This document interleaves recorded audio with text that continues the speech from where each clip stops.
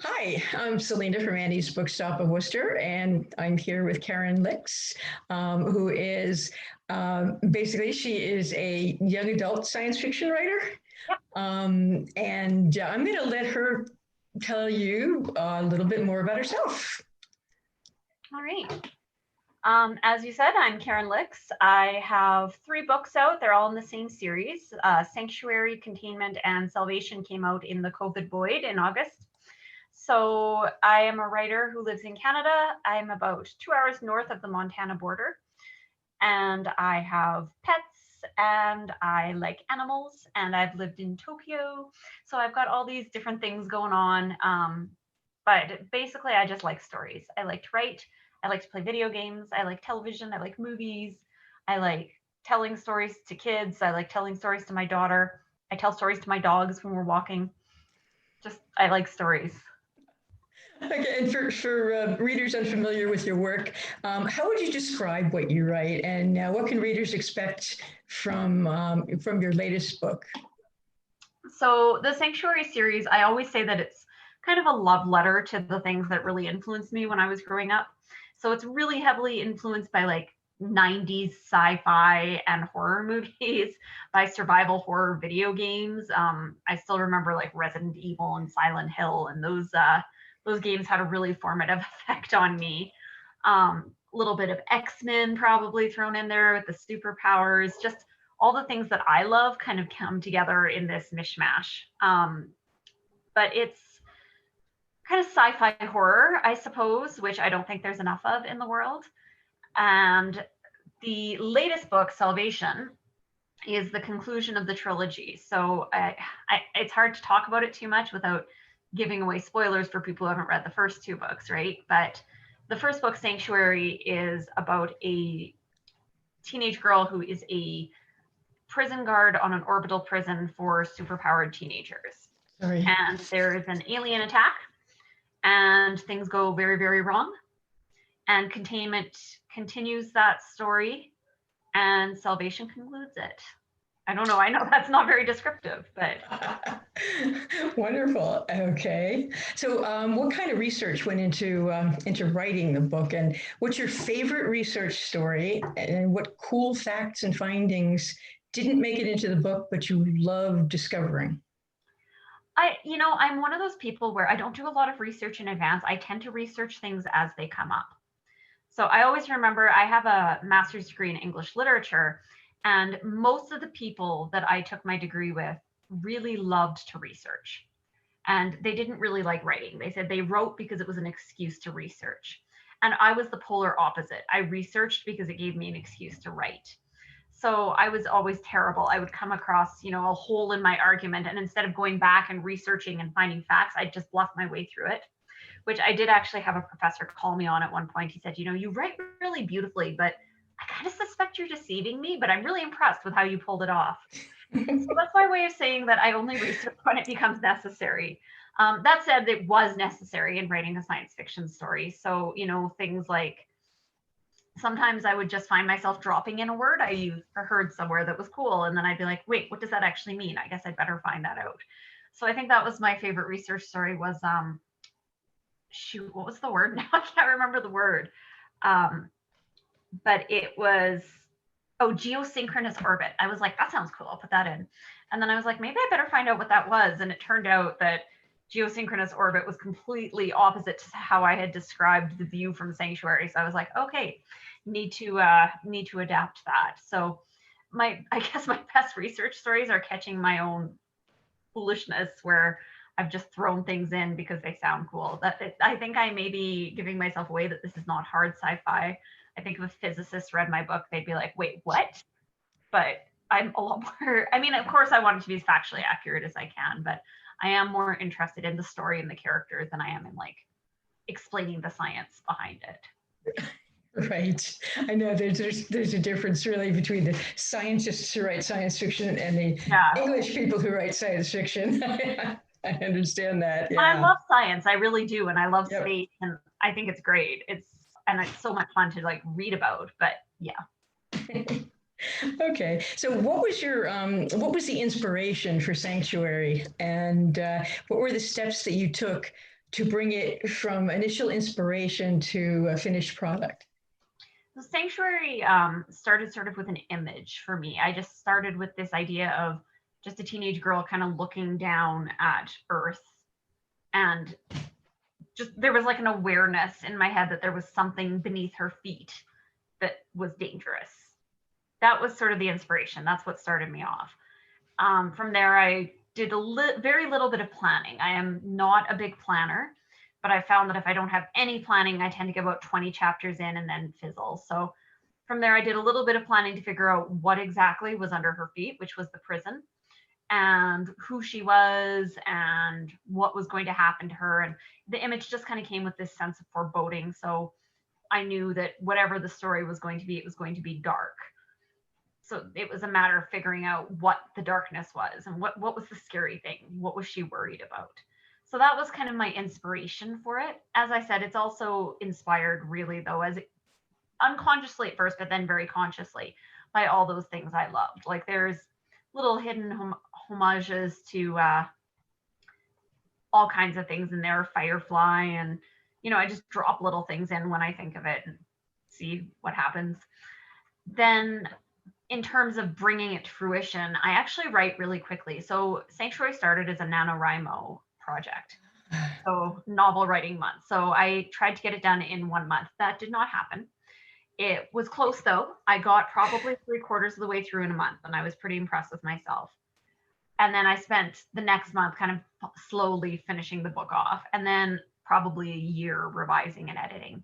And that tends to be how I work. I write really, really fast, but then it's not great. So I spend a lot of time in revision. I spend a lot of time in editing. I spend a lot of time thinking about, okay, now I've got the words on the page. What do I do with them? Where does it need to be fixed? Where does it need to, where am I using terms wrong? Like I said. So that's, yeah, I guess that's how it came to be. Okay. Are you like more of a plot writer or a character writer? I think of myself more as a character writer. I'm more interested in the people and seeing where they go and what they do with the plot. And I think both are really important, right? You can't have a great book if you don't like the characters, or at least become interested in the characters. You don't really have to like them, but you do have to find them interesting. On the other hand, if you have interesting characters just bumbling around doing nothing, that's not the most exciting thing to read either, right? But I would say I'm more character driven because I'm more willing to let the characters influence the plot than the plot influence the characters. If the characters want the plot to go a way that I hadn't anticipated, I'll go with it. Whereas if the plot's trying to push the characters to behave in a way that doesn't seem to suit them, I'm much more likely to sort of stop and say, okay, then the plot needs to change. Okay, and which character did you love or hate the most while writing, and why? I, as with many of my readers, I really love Mia. And Mia is a supporting character who was loosely based on a Pathfinder character that I was role playing at the time. So Pathfinder is kind of Dungeons and Dragons, if anyone's unfamiliar with it. And I was playing this character who was really brash and in your face, and she was a thief, and everybody hated her. They were like, somebody killed that character because we cannot stand her. And I loved her. I thought she was amazing. So I was like, well, fine. If you all hate her so much, I'll put her in a book. Now, of course, that started her off very similar to that character, but as the book went on, she took on her own life and became a different person. But that's where her origins were. And I love who she became as much as I love who she started as. Oh, that's great. Okay. And what was your biggest challenge in writing and putting out Sanctuary, and how did you overcome that challenge? I think my biggest challenge is probably the same as many authors' biggest challenges, and that's just finding the time to write. It's hard when you've got a full-time job and you've got family and you've got obligations and other hobbies and things you like to do. How did I overcome it? Well, being an insomniac helps. I would often write from 10 to 12:30 and then get up at 6:30. But also I just found, like, for me, what works is, like I said, compressing it. if I make it almost into a homework assignment. So that's why I like NaNoWriMo, because I can say, okay, this month is going to suck, but I'm going to come out with a book. And then I can take it a little bit more easy over the next few months, because it's much easier for me to scrape out time to edit, because I can do 10 minutes here, I can do 15 minutes there, and it works. Whereas with writing, I find I need to be much more immersed in the process. I need to be focused on what I'm doing. Mm-hmm. And this month is NaNoWriMo. Yes, it is. Are you working on anything in particular this month? I was planning to, but I did, not last year, the year before, I did a NaNoWriMo project. And then, of course, what went through my year, it takes me about a year to edit. And which is funny, I write it in a month and then I spend a full year doing the edits.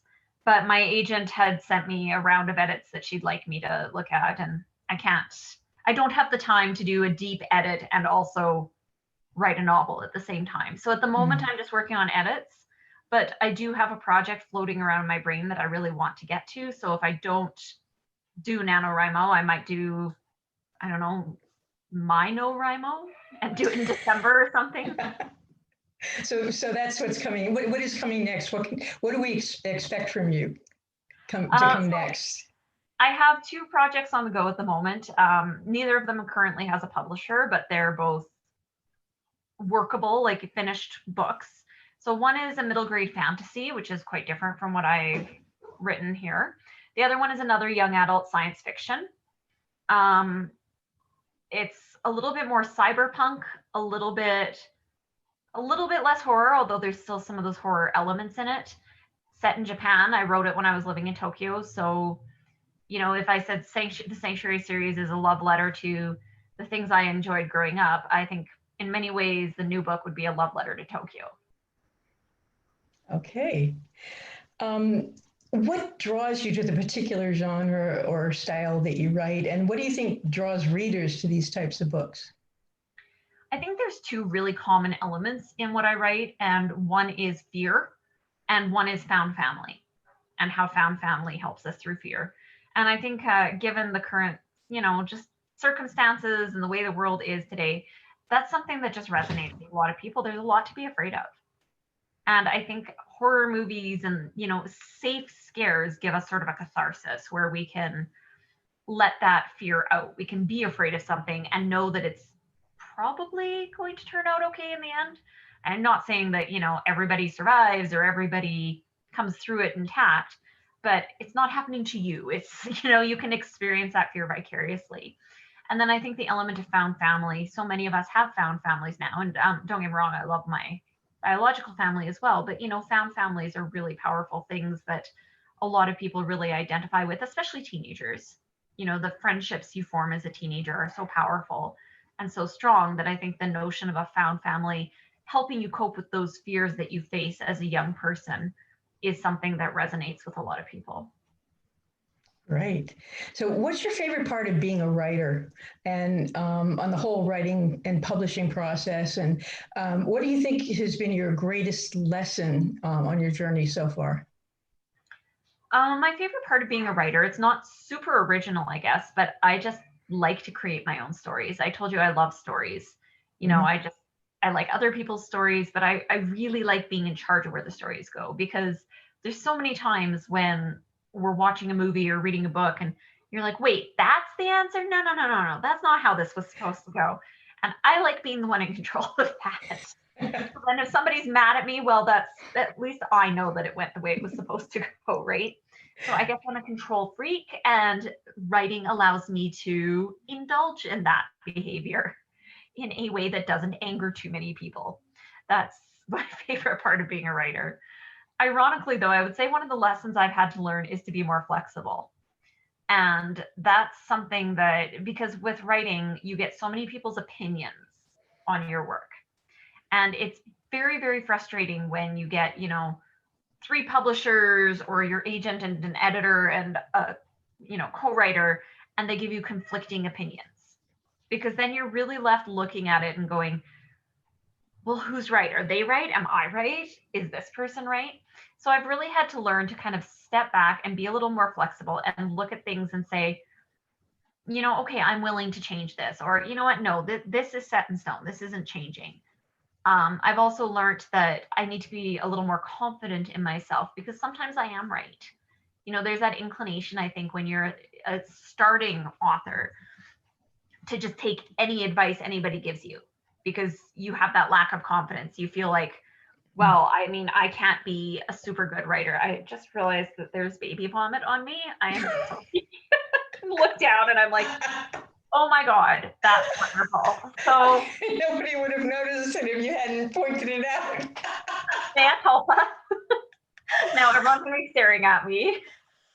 I can pause it and you can change. Whatever at this point. There's fluids all over me between dogs and baby at this point. Well, I kept looking around because my cats were jumping up on the thing. Anyway, so I was talking about being confident in myself as I sit here covered in vomit. That's great.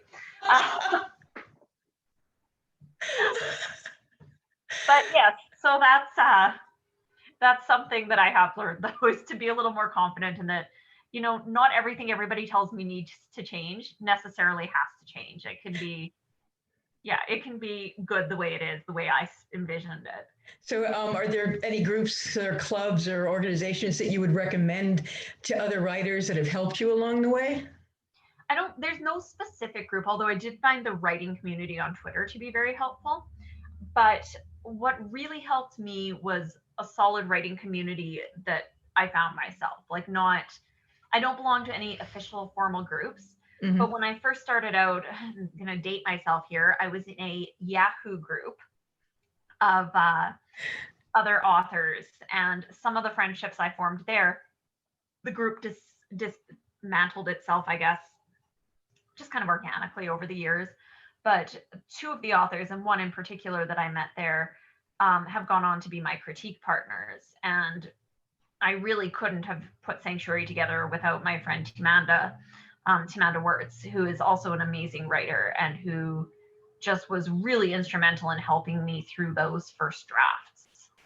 So that's my advice, I guess, is not so much join this specific group, but find people you connect with, find people whose opinions you trust, find people who are willing to give you their opinions honestly, and make sure you have those people around you as you're writing.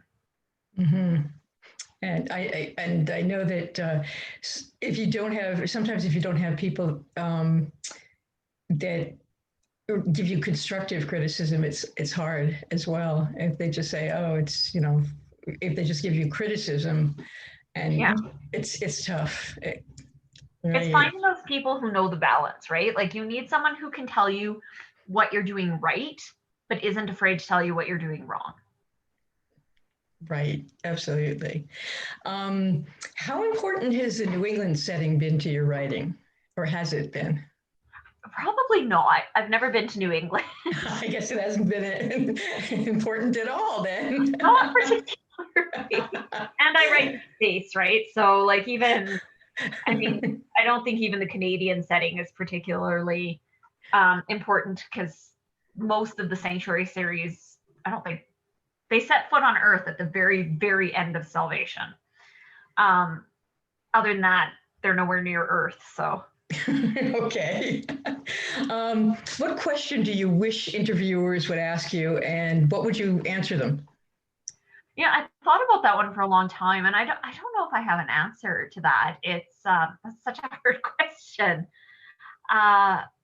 Yeah, I mean, I wish I had a better answer for you on that one, but I did read your questions ahead of time, and I saw that one, and I thought, oh, what do I wish they would ask me? And I honestly just don't know. It's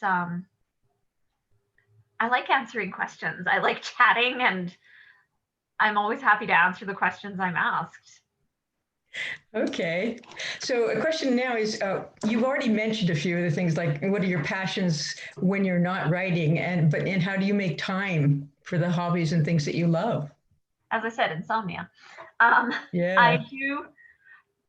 I really flip-flop. Like I have a lot of hobbies, and every time my husband likes to tell a story of how he went out to see one of his friends one night, and he was gone for maybe 3 hours, and he comes back and the entire dining room table is covered, and there's like paint and wood and fabric, and he's like, what is happening? And I was like, I'm building a haunted dollhouse. And he's like, where did this come from? Where did you get all this stuff? What happened? I'd been to Michael's. So I do that. I like find something and decide that I want to do it, and I get really into it, and sometimes it sticks and sometimes it doesn't. But my problem is really that I enjoy so many things. I mean, there's so many things I love. The things I do really regularly, I'm a taiko drummer, and I really enjoy that. And I'm fortunate to have a really great taiko group here in Lethbridge.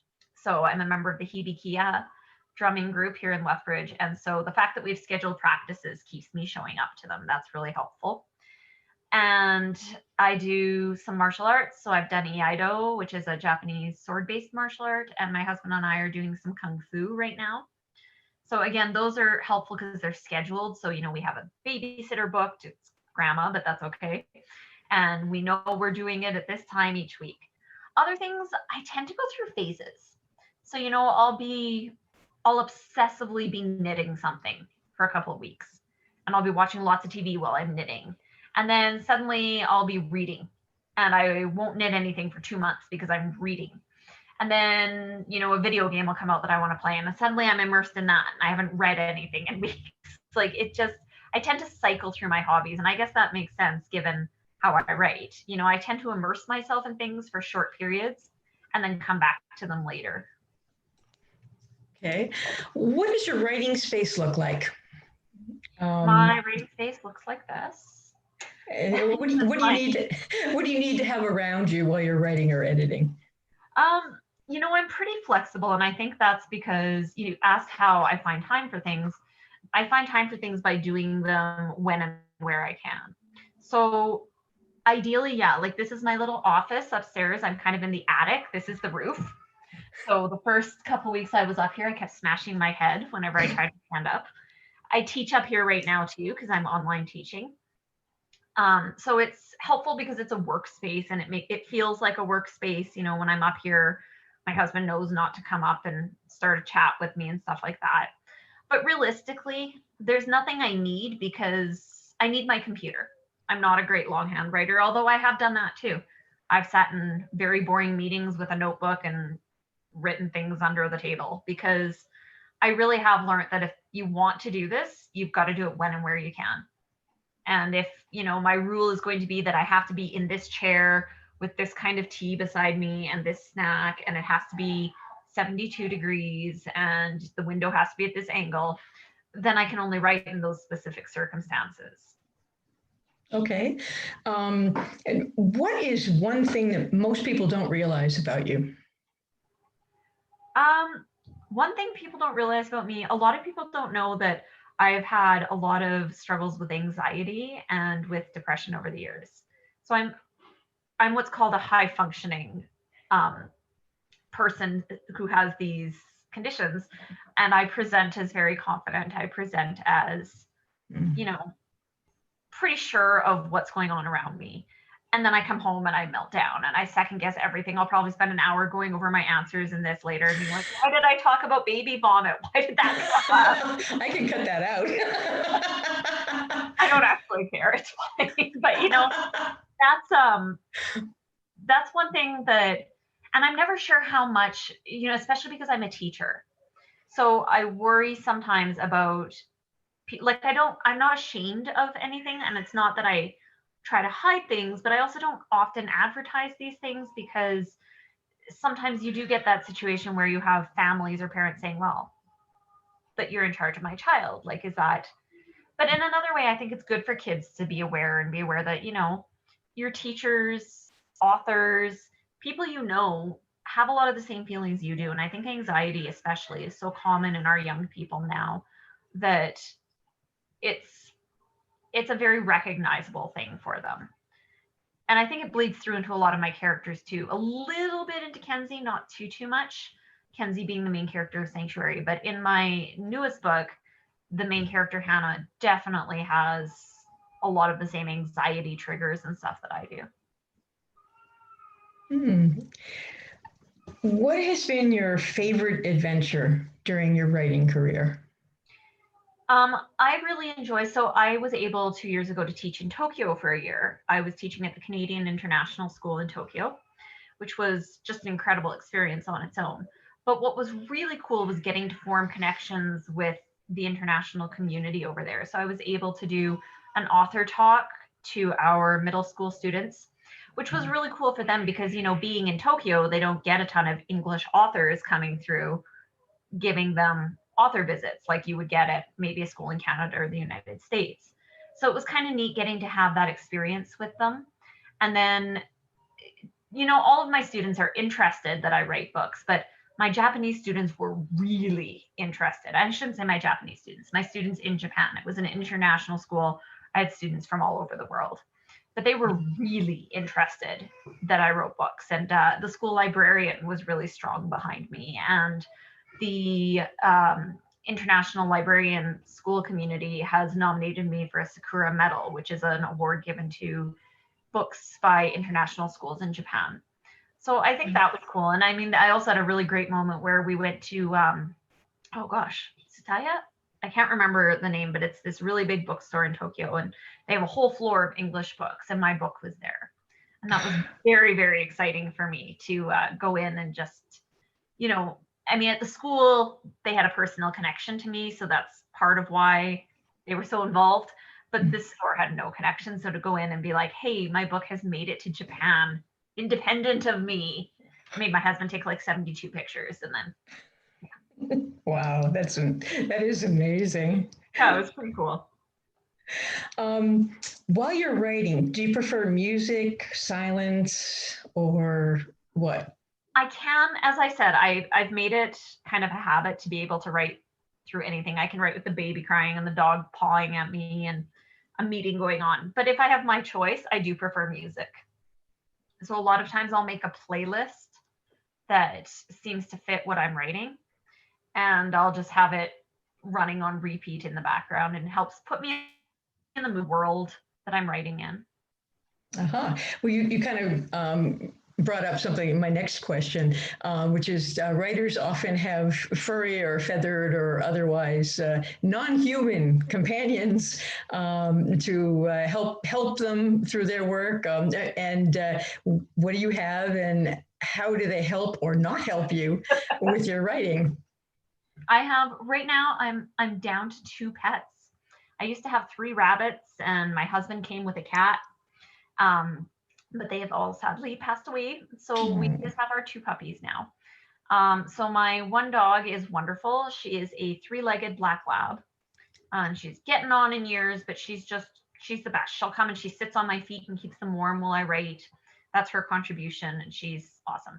And then I have the world's most neurotic Boston Terrier.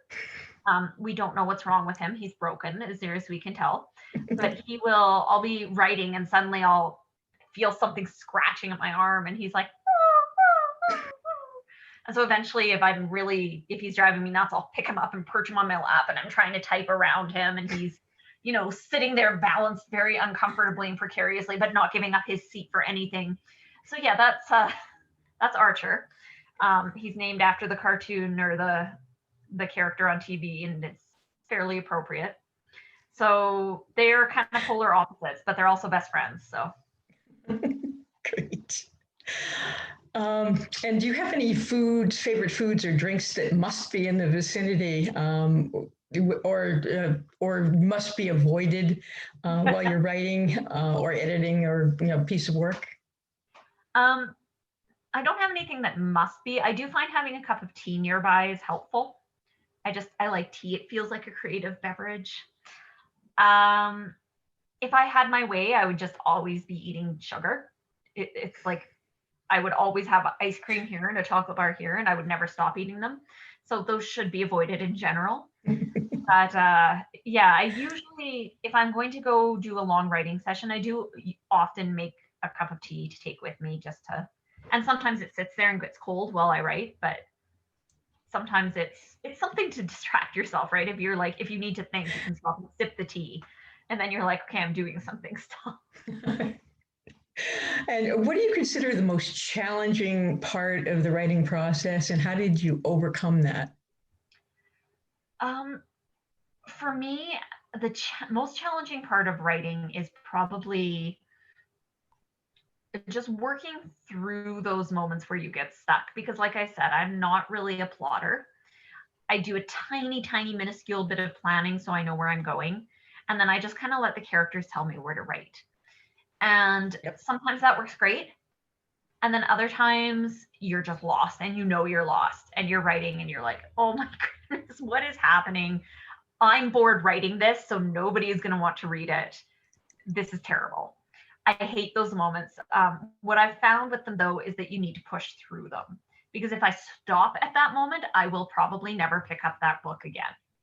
Because now I've got this negative association with it. So I find I really have to push through. And I always try to end my writing session by writing the first few sentences of the next chapter.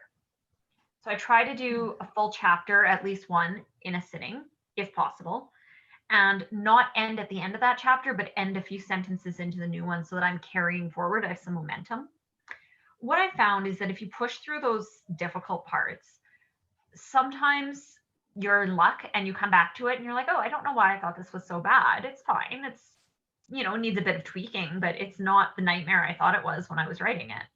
Other times you come back and it's exactly as bad as you thought it was. But at least now you know where you're going, you know what's coming next, and you can work with that, right? You can either delete things or add things, and you have a stronger sense of where the story is going, and at least the story's finished.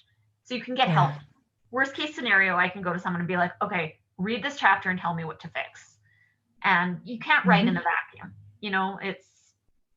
I at least rely really heavily on my friends and family, just a small group of them, but it would be very hard to write without them. Mm-hmm. Great. What is the greatest lesson you've learned thus far in your writing career? I think I've learned, when you're trying to get published, like I tried to get published for probably 20 years. I have a huge spreadsheet of rejections, and it's so easy to get discouraged. It's so easy to say, well, I guess I'm not made for this, and there've been many times over the years where I've quit. And then I've been like, well, I'll just do a little more writing. I'll just try one more, And I think that the big lesson I learned is that success in this field is equal parts ability and luck. It really is. Like, of course, you have to be able to write a story, but so much of it is just finding the right person who connects with your work, finding the right time. If you write something that just happens to hit the pulse of what people are interested in at the moment, you'll have a success. That same book published 5 years later might totally flop. Like, it's so much of it is up to chance. And that was a real surprise to me, because I think I had it in my head for a long time that if you worked hard and you had the ability to write, then you would be a success. But there's so many factors outside of your control. That can be really hard to accept I think writers tend to be, we like to control things. We're used to making our own worlds, right? And it's challenging to accept that so much is outside your control, and to accept that sometimes it's not about you, that sometimes it's just, this book that you poured your heart and soul to just isn't the time for it. Okay. Yeah, that was a tough lesson, but. Yeah. Okay, well, those are actually all the questions that I have. I really want to thank you for your questions. Oh, actually, I'm sorry, I do have a couple of quick questions. Where can people find your work, aside from Annie's Bookstop of Worcester? And I have to give us a little plug. We're at 65 James Street in Worcester, Massachusetts. And we do mail orders. You can order books. You can order Sanctuary and Containment. And your last book is what is it? Salvation. Salvation from us. And you can order it by saying orders, emailing orders at anniesbooksworcester.com. And we do have a webpage. It's www.anniesbooksworcester.com. And so where else could you get your books? I'm a huge fan of independent bookstores. So by all means, Annie's sounds wonderful. I really like to advocate for indie bookstores. I think they're awesome and have so much character and stuff. That said, if you want to go the more traditional route, you can get the book just about anywhere. It's on Amazon, Barnes and Noble, Chapters for You Canadian types. Yeah, it's available pretty far and wide. It's a Simon and Schuster publication, so not too Okay. hard to find. And how can we follow your work and your awesomeness? I post quite frequently on Twitter and Instagram. So especially if you like to see dogs and babies, my Instagram is the place to be. I am Miss Rithenay on both. That's MISS and then RITHENAY, or just look for Caryn Lix. And there is both. I do have a Facebook page, which I update like once a year, and a website, which I update about as frequently. But definitely Twitter and Instagram are really good ways to get in touch with me. Okay, well, thank you very much, Caryn, and we hope to see many more books from you in the future. Okay, and thanks a lot for coming. Thank you so much. It was lots of fun. Okay.